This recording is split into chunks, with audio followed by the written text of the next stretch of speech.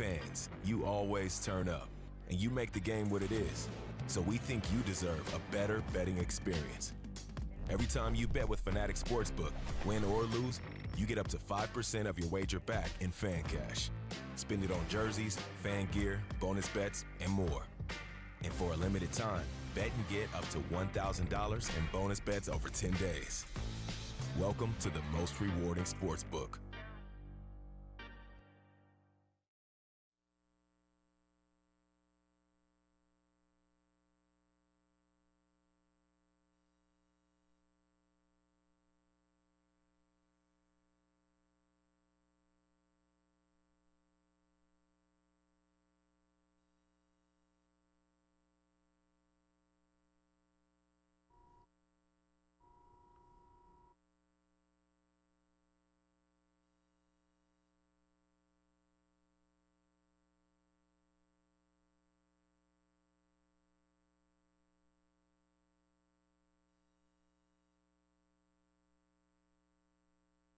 And good afternoon, racing fans. Welcome to Hawthorne Racecourse for a Saturday afternoon of thoroughbred action. Jim Miller and Emily Gullikson up here in our mezzanine level studio on this nice Saturday here in the Chicagoland area.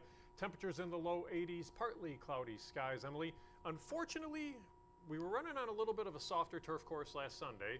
It rained Monday, it rained Tuesday, it rained Thursday.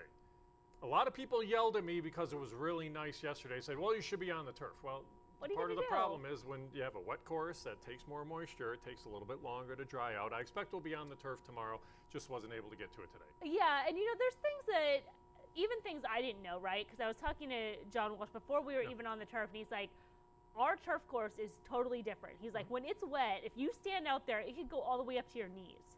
And so imagine a horse, which is a little bit heavier than a person. Yeah. They're in that turf, it's very deep, and those are things you don't know. And trust me, it's like if we could be on the turf, we would be. Well, and that's the thing about it. I mean, I've probably walked about, say, 500 miles on this turf throughout the course of my lifetime here at Hawthorne. They wrote a song about that, actually. There you go. They have written a song about that. So I know where our wet spots are. I know where our spots that take a little bit longer to dry out and that's kind of where you focus on. So I had walked the entire turf course yesterday, and I mean, it was soft, and it was one of those things where, okay, if we had a week left to go into the meet, then maybe you kind of say, okay, let's wait and see. But when you know ahead of time, you kind of try to let everybody know ahead of time and that kind of stuff. But again, meteorologists, sometimes everybody is one at times. So we're off the turf today. But it's still good racing. I mean, absolutely. I think the card is really good today. It's good racing. And first and foremost, here's the thing, most importantly, it always comes down to safety of the racehorse, safety of the riders. That's going to be the first and foremost thing that we mention each and every time. So I expect we'll be on the turf tomorrow because of another day of warm weather, but it did need another day to dry out. So like you said, it's still a good card. Only one race really got hurt coming off the turf. That's a 4-horse field there, but the rest of the card held together. For those that have been watching, it is Preakness Day at Pimlico. The weather is not so pretty there. It's an off-track out there in Baltimore, Maryland, and we will just be staggering our races throughout the course of the day there. 7 of our races before the Preakness, 1 race after the Preakness, so you'll be able to watch all of their action and see all of our action as well.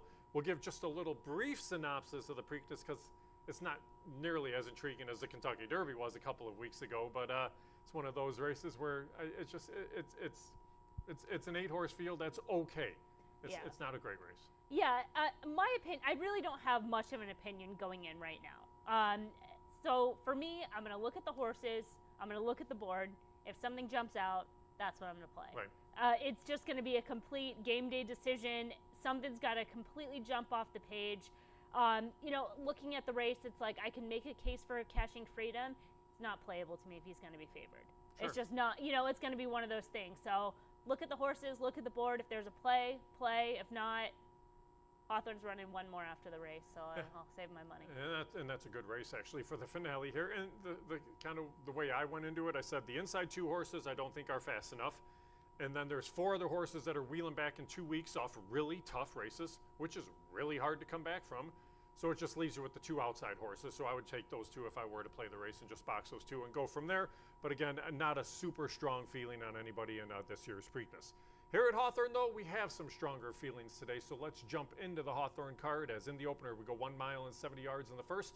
$4,000 claimers. A reminder, with 8 race cards here at Hawthorne, we always start at 2:50 p.m. 9 or 10 race cards, we start at 2:40. So with 8 races today, a 2:50 p.m. first post. But in the opener right now, Emily, Bourbon Delight on the outside, which is interesting to me, currently sits on the board as your 8-5 favorite. I didn't have that one in the mix. Yes, did run a couple of decent races in the last couple. I'm not sure you really had that one in the mix either, but that's who we're looking at as the favorite on the board right now. You know, since I've been up here, just kind of waiting to get going. I've seen the favorite jump around a little bit. So by the time we cycle back around, it could change. As far as Bourbon Delight, it's one of the horses that's likely to show early speed in here, but not alone in that role. Where the day go actually was the favorite to start off. Has early speed, has the inside. Same thing with number 5, Midnight Blue Note, their stablemate. And I thought the race would set up perfectly for Irish Valor. And, you know, we talk about the Preakness and, like, some of those horses are going to be short prices and you don't really love them. It's like you can find the same 3-1 that you love. Yeah. You know, and they pay the same. So, you know, I mean, that to me, I think, sets up really nice for Irish Valor. Coming into the race well. Talked about Alexis Centeno. I saw him yesterday. Gave a great ride on Gun Rush. So, another ride here in the opener. Yeah, Gun Rush over one of our local favorites running over at Churchill Downs earlier in the week, and you got to make the trip down there. Was it a fun road trip for you? You know, it was. I'd never been. Okay. And it's just nice to go out and support, you know, the local owners. And it was Alexis Centeno's first time there. Cool. I didn't know that, and I thought that was really cool. And it's just, you know, it's really nice to be like kind of part of that community and go out there, and they invited me, and I was very honored, and it was hard for me to say no at that point. Yeah, I've been out there for a couple of derbies. It's a wildly different atmosphere. I did a derby in the infield and a derby in the grandstand, completely different for both of them. I was also completely different age-wise for both of them, too. I think I'll take my experience yesterday over. You could probably walk around with your experience. So yes, absolutely. That was one of the things that you definitely didn't get on Derby Day. I also snuck in for free. Good Not job. Really. I mean, kind of. If you see somebody and you know somebody and you say hello, they'll usually be very welcoming to you for that too. Probably doesn't happen on Derby Day. No, it definitely does not. You mentioned Irish Valor in the opener. Yeah, Jan Arnett's been very good throughout the course of the meet. This one sprinted in the last couple. I think they're going to be better around 2 turns. I do have them in the mix. I went to Midnight Blue Note on top. It's interesting because where did they go? A little bit stronger figure in that last out, but Midnight Blue Note has also been facing just a little bit tougher company. You gotta love what you're seeing right now. 17-1 on the board makes no sense to me, but hey, again, it'll move as we get closer to post time. We're not going to see that when we come back. I would even upgrade we have a lot to talk about because I would upgrade Wildwood's Warrior as well. 13. Yeah, so we'll see. But right now you're getting 17-1 on Midnight Blue Note. Too bad you can't lock in that price because it won't be that price when we get to post time for the first. Race number 2 today, $15,000 maiden claimers, fillies and mares in the second. You get a field of 7 to line up. Marcelino Pedroza Jr. is in to ride some horses today here. He's got a couple mounts for trainer Hugh Robertson. He rides Sweet Smiler from the outside. I thought that horse was going to be pretty tough in here with the addition of Lasix, and I think you did as well. I absolutely did. Going back to the debut, she showed she could fire fresh, ran a good effort first out, has that early speed, has a live rider in Marcelino Pedroza. This looks like a live mount coming off the layoff. I'm on Sweet Smile in the second. I'm with you. The horse should be able to get away in good order, show some speed. There's not a ton of pace in this race. We don't know what Kalachi Queen's going to do. The first timer from the Robertson barn. It's an Illinois bred. Out of 3-hour nap. 3-hour nap horses have always been very good here at Hawthorne. Peggy's Way's kind of the intriguing one. I thought that horse ran a pretty good race in that last out, and that was off a tough trip in the start 2-back. You're now asked to go a 16th of a mile further, though. Maybe that helps. Maybe it doesn't. But Peggy's Way is definitely going to take a whole lot of action, I would expect, in this spot. Yeah, I mean, looking at the early doubles, I wouldn't be surprised if Sweet Smile is actually favored. Okay. I think that one's going to maybe be live for the 2 Robertson runners. Sometimes that gets attention. And then a couple others that are just worth a mention with Resolution. I think benefits from the cut back to 1 turn, has some recency coming in. There should be some prices in there, but I'm going to kind of key around Sweet Smile. Yeah, and a horse like Resolution, I was talking with Howard Kravitz on the podcast this week, and we were talking about these Oaklawn horses that may have had kind of muddy running lines there and then have come here and run better. Those Oaklawn races were very tough throughout the course of the meet. Some of these horses, they may not have looked that great for the running lines, but then the speed figures line up and you still catch a little bit of a price. So we'll see what Resolution shows us there in race number 2.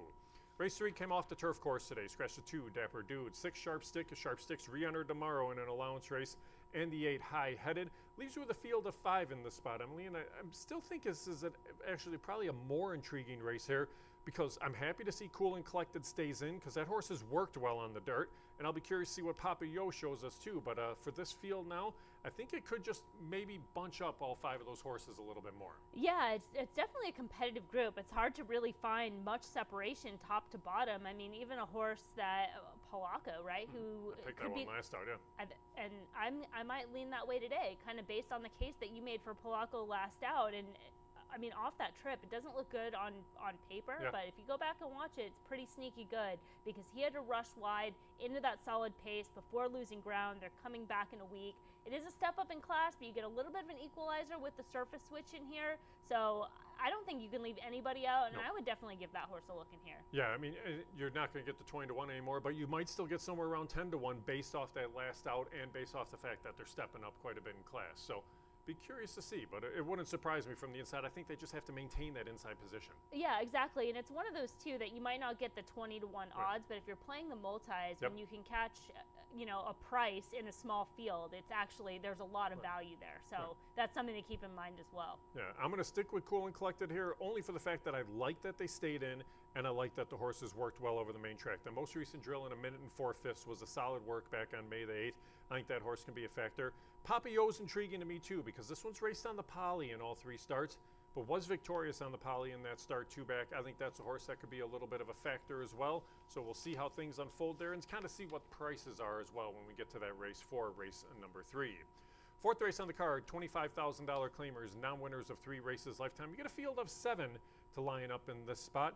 Eduardo Rodriguez on the inside has path to success, a horse that raced at this level in that last out, just kind of chased and ran evenly, but I know you kind of moved this horse up a little bit today. Yeah, I thought that trip last out was pretty sneaky, especially with the rider change. David Cohen was off slow, had some trouble at the start. Pretty sneaky run, and just with today's race shape, fits path to success pretty well in this spot, and it's probably a little bit dirtied up off those recent running lines going back to that April 27th race. Yeah, that was a race they were expecting probably a little bit more, so get a little bit more value today. Yeah, and it is an interesting race because there's a few horses that can show some speed here. It was this big. Connie's Coupe can both show some speed. Star Can Do can also show some speed, and maybe even Sir Lump a lot on the outside. So, and I'll be curious to see Gerald James comes in with a string of horses from Tampa Bay Downs. A lot of them are very live early on too. So we'll see what Sir Lump a lot shows us. I kind of thought similarly, but I went back to the horse that won this race in that last out. That was category 10. Olaf Hernandez aboard for Antonio Miraz. We talked about how the Miraz runners were going to start waking up, and some of them started to do it in that second start out, and this was one of them. It was a step up in class. Horse snuck off at 8-1. I thought got a dream trip there. We'll see if it gets the same dream trip again today. I liked category 10 a lot last time. Yeah. And I was sad because that was the day I couldn't come in. I got stuck on the road. So he snuck away last time, but he could certainly win right back. It's just probably not going to be 8-1 today. That was the time last time if you wanted to catch a price, but definitely in the right spot to compete. Right, and the cool thing about category 10 stays at the same level because this horse has won races for lower claiming tags. We've seen some horses earlier on in the meet able to kind of work those conditions that way to get those additional wins. Category 10 could be one of them today. Race number 5 starts to 50 cent, a late pick 4. We go 3/4 of a mile in the 5th. Illinois bred maiden allowance runners. It's a field of 8 to line up in this spot. Another Marcelino Pedroza Jr. for Hugh Robertson runner in here. The 3 Ms. Mikos. I think this one will be very, very tough off those last outs. Yeah, I think so too. Debuted here late in the 2023 meet and just might not have been quite ready, but you know, you're running out of time and you figure why not just take a shot and run. Was pretty green, resented the kickback, and then avoided that with the wide trip in March at the fairgrounds. It just looks live for the connections coming in, so I think you kind of have to start there. Likely to be a short price, but a pretty logical type horse. I gave a look to Come On Lady as well. One that's going to make the change in class. Plenty of upside from the debut last September. Just created her own issues coming out of the gate. Broke slow, had trouble at the start, and then had trouble in running, and then ended up showing run, all things considered. And that one can improve. So trying to maybe hook up those two. Yeah, I'll be curious to see kind of what the pace scenario is in here because you look at that last out, Lions Law against some of these was able to make the top in there, but that was a different field than what you're seeing here today. I think this one's a little bit more competitive. I think Miss Mikos is going to be at her best trying to go out there and clear, and I think she might be able to do so in here. We'll see what Lally shows us from the outside for Frank Kirby and Irish Spark, a horse coming in from Oklahoma, raced in the mud in that last out. But Miss Mikos is going to take a lot of action. I think that'll be a pretty short-priced favorite in race number 5. 6th race on the card. This was the one race that was hurt by scratches. Came off the turf, 5/8 of a mile on the main track. Scratched the 1 Simple Logic 2 code name. 7, Whole Lot of Loot, and 8, We Miss Arlington. Julio Felix rides the 5, McVicker. It leaves you with 4 in this spot, but of these 4, you can still put anybody in the mix. And McVicker and what do you think, Mark, both have the potential to still show a little bit of speed near the outside. Oh, yeah. What do you think, Mark? I think could be very dangerous in here, coming back off the layoff. Seemed like the horse that was privately purchased off the debut race, and then went kind of right into the stakes race. And then obviously the layoff happened. They had actually just wanted to enter in the Tyro Stakes, which would have been on the turf, but I think this one shows early speed. Ravelli's been sending out live runners, so probably the one to catch, especially in the compact field here today.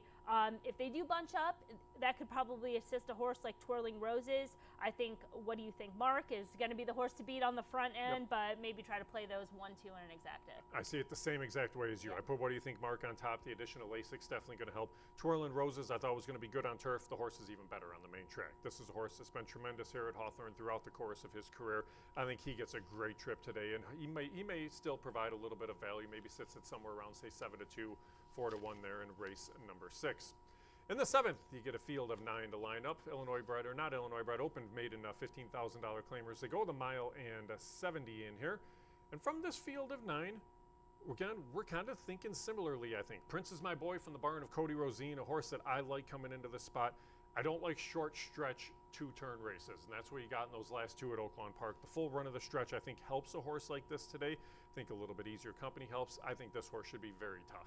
Yeah, and you know, you make that point, and it's such a subtle one, but it can make the difference, especially on individual horses. Yeah. Sometimes if you can like broad brush it, it doesn't quite work out. But you may be right with this particular type of horse, because he's making that wide move, just kind of waiting a little bit too late in order to do so, and just that slight configuration could make all the difference on this horse. He's coming in with form. And a lot of those races, like I said, he's showing run. He's making that wide move, just not quite there. Those are tougher races.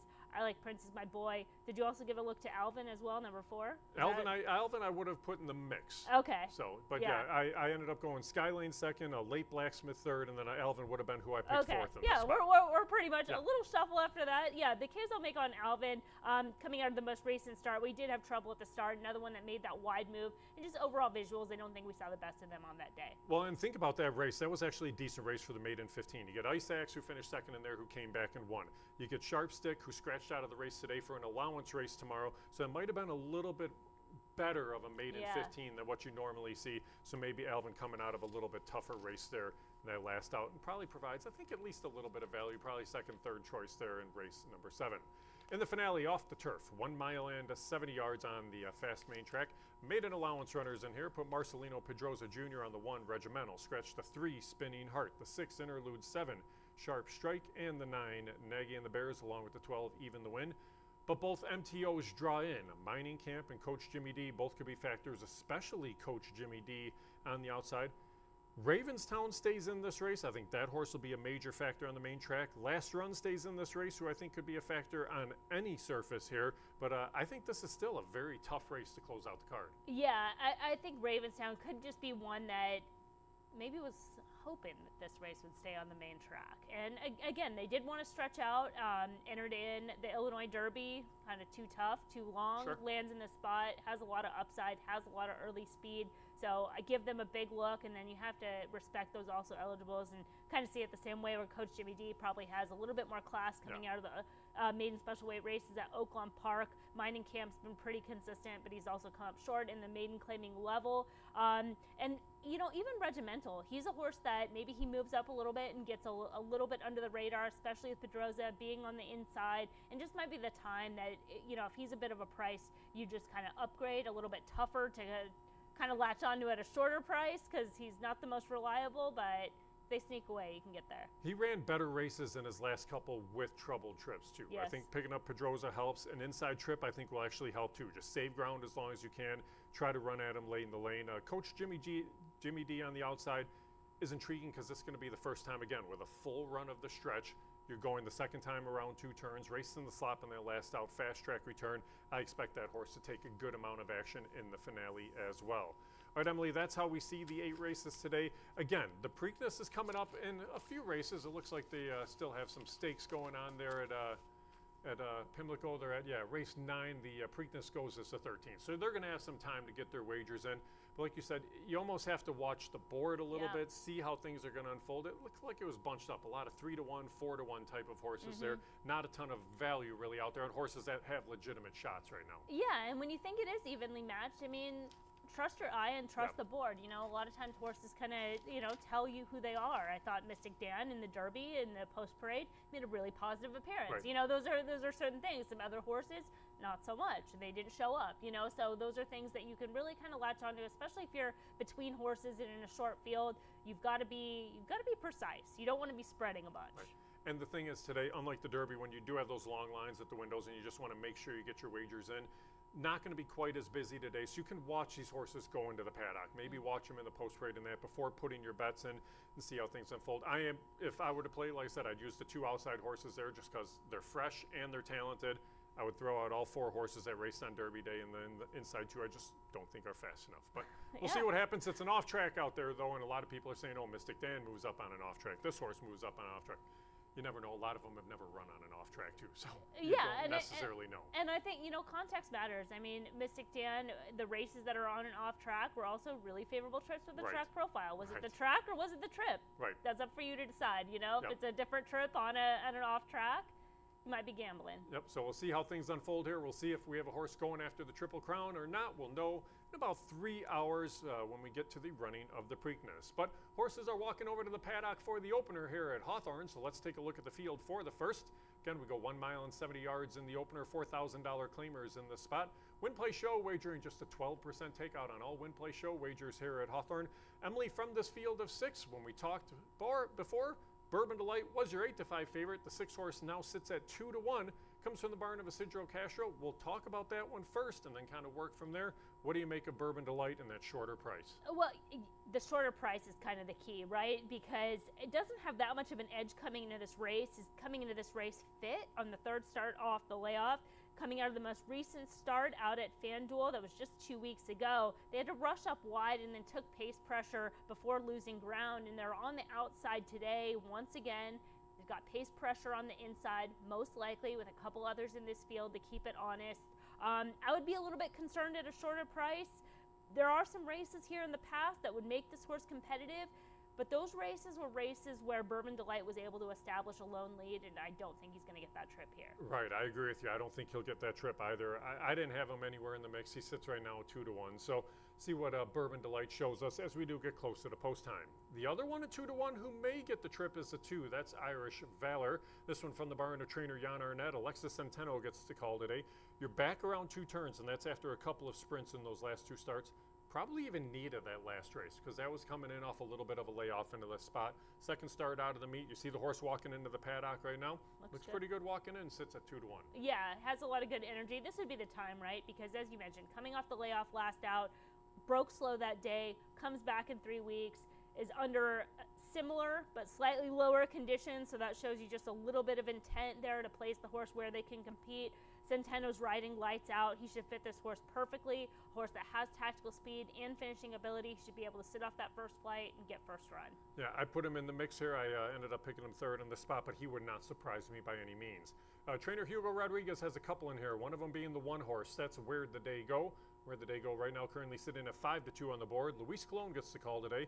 It was a good effort in that last out, Emily, against similar company, stalked the pace and took over late. Just the question is if the horse is able to repeat that performance today. Yeah, Where'd the Day Go? He's a cool horse. He's a horse that, because of his tactical speed, he's able to put himself in the race and start to work out his trip, and that's been the case this season. Even back on that April 13th race where he did have a perfect trip that day, just came up a little bit short, but then had another perfect trip and got the job done. He's in form right now, puts himself in the race, and if he's in the right place and time, he can certainly win. Yeah, I think he'll be forwardly placed. You just got to avoid hooking up with Bourbon Delight early on, so I'll be curious to see just kind of what the pace scenario is for that one.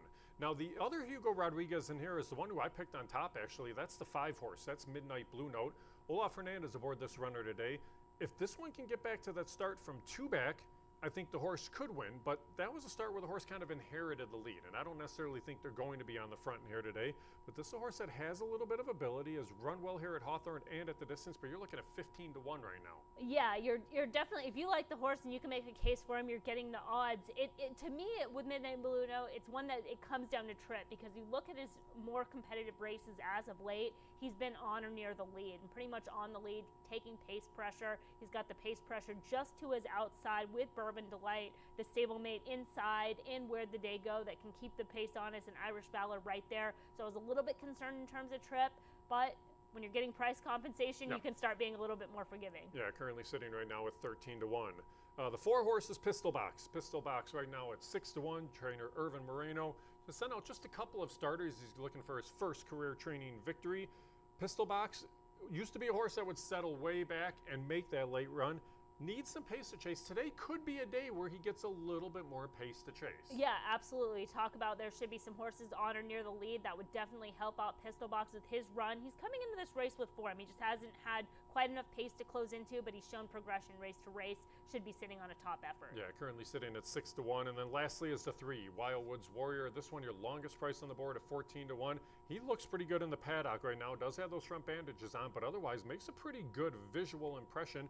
He wouldn't surprise me either in here, but he's your longest price. Yeah, I can make a case for Wildwood Warrior. He has races back around 2 turns that make him competitive. Another one that's certainly capable of showing more early speed coming into this race. 3rd start off the layoff, going back to his layoff return on April 6th. He had trouble at the start. He raced wide, and it was overall visuals that suggested this horse was going to move forward. And then did take a slight step forward just 3 weeks later, that April 27th race, sprinting. I think they're going to stretch out here now. This would be another time you're going to catch him at a price. Definitely looking at the board and should be sitting on a top effort as well. Yeah, he's probably one of the better looking horses in the paddock right now too, so we'll see how things unfold. But that's how we see the field for the opener. Again, in the first, we offer win, play, show, exact the tri-super, double, pick 3, pick 5, place pick 8 wagering. Good luck with your selections. I'll head out shortly here for race 1.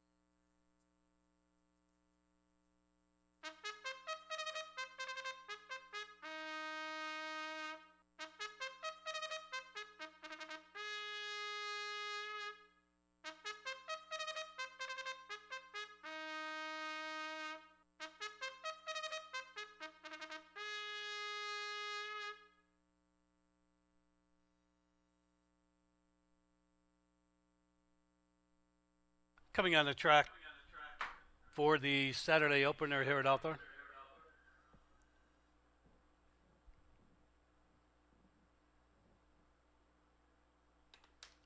They'll go 1 mile and 70 yards on a fast track. Field of 6, there are no changes. Win, play, show, exacta, trifecta, superfecta. This race starts the rolling daily doubles, rolling pick 3s, the 50-cent pick 5, and the $1 place pick 8. Remember, our win, play, show pools has the lowest takeout in the country, just 12%. Place pick 8 has an 8% takeout. Parading here they are. 1, Where'd the Day Go? Luis Colon riding. 2 is Irish Valor. Alexis Centeno's up. Number 3, Wild Woods Warrior. The rider today, Orlando Mojica. 4, Pistol Box, Israel Hernandez.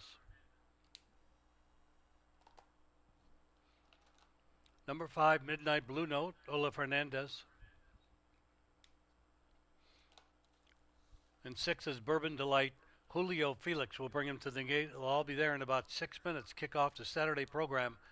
We're off to turf today. All the races on the real dirt track, track fast. This race starts the rolling daily doubles, rolling pick threes, the 50-cent pick 5, the $1 place pick 8. We do urge you to make your selections early.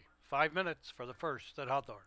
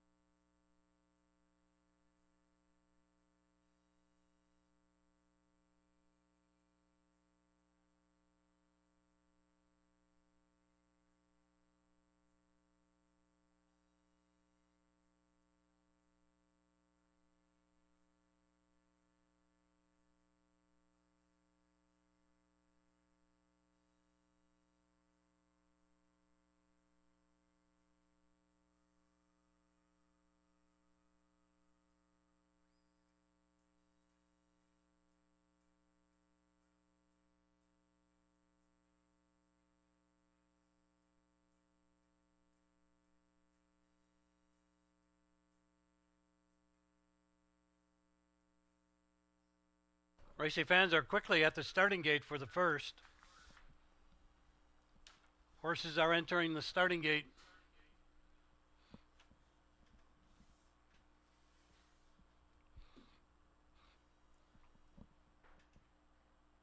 Thank you for joining us. Reverend BB across the betting network. One carryover, high five in the last race, $1,700.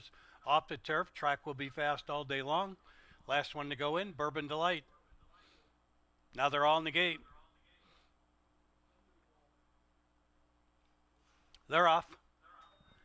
Wild Woods Warrior going out for the lead. Here's Midnight Blue Note moving up. Far outside, Bourbon Delight. Where'd the Day Go came away in fourth. Irish Valor fifth in the early trailer. Pistol Box as they make their way around the turn. From the outside, Bourbon Delight takes the lead, draws clear by two as they make their way to the Hawthorne backstretch. Bourbon Delight leads them onto the backstretch, two in front. Racing in second between horses, Wild Woods Warrior.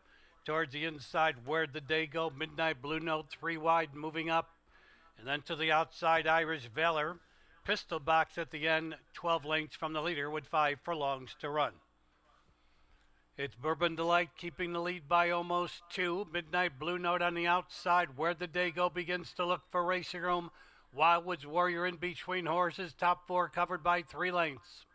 Irish Valor moving it closer, 5th and still trailing the field. Pistol Box, they move around the turn, all still chasing Bourbon Delight. 3 furlongs from the wire, Bourbon Delight a little more than a length. Midnight Blue Note out there, second, looking for room. Where'd the Day Go? Pulling up or easing up as they move around the turn was Wild Woods Warrior. Around the turn, they're in a stretch. Bourbon Delight still there. In between horses, Where'd the Day Go is coming on. And then on the outside, Midnight Blue Note. Behind the top 3, Irish Valor. A furlong to go. Where'd the Day Go now takes the lead. In second, Bourbon Delight. Midnight Blue Note, Irish Valor coming down to the wire. Where'd the Day Go has the lead. The battle will be for second. Where'd the Day Go won the opener by 2.5. And then it was Midnight Blue Note, Bourbon Delight, Irish Valor.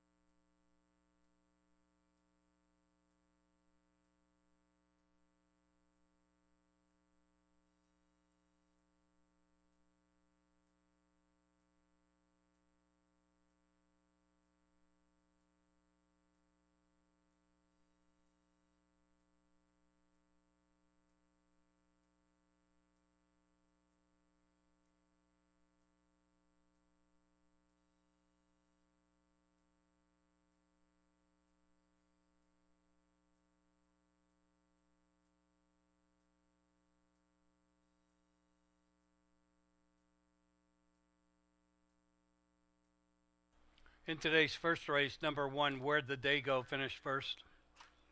5, Midnight Blue Note second. 6, Bourbon Delight was third, and 2, Irish Valor fourth. 1-5. 6-2 is posted. It's unofficial. 1:43.60 the running time.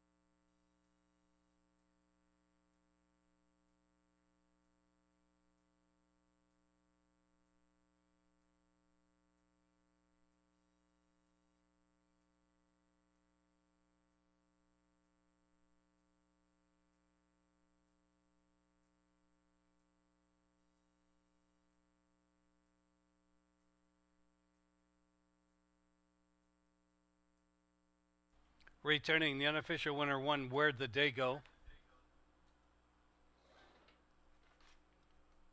Where'd the Day Go is owned by Kevin Donovich, Eduardo Rodriguez, and Kyle Joy. Hugo Rodriguez trains Luis Colon, the winning rider.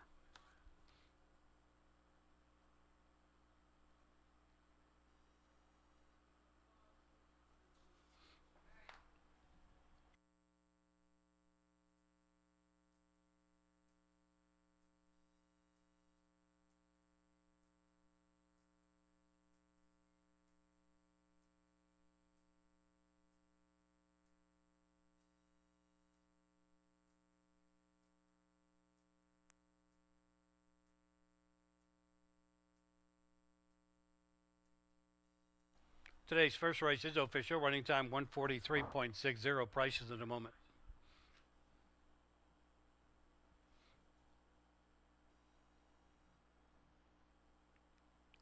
The $1 exacta, 1.5, $8 even, 50-cent trifecta, 1.56, $25, 25 cents. 20-cent superfecta, 1.562, $12.30. The second race has no changes. Win play show, exacta trifecta superfecta. This race starts another daily double, another pick 3. Today's 50-cent early pick 4. Here are the changes in your early pick 4 races. No changes in race 2. The third race today, we welcome the Northwest Connection Center, Connection Chamber. It's off the turf, mile 1/16, fast dirt track. Number 1, Polyasu carries 2 pounds over the program weight. Scratch 2, Dapper Dude. Scratch 2, Dapper Dude. 4, Nathaniel's Hope carries 2 pounds over the program weight. Scratch 6, Sharp Stick. Scratch 6, Sharp Stick. Scratch 8, High Headed. Scratch 8, High Headed. Fourth race, no jockey changes, scratcher overweights, no changes in the fourth. Fifth race, number 8, Lolly carries 2 pounds over the program weight. Post time for the second race today in 18 minutes at 3:15, 18 minutes to wager. On the early pick 4, once again off the turf, dirt track fast. In all cases, make your selections early. Thank you.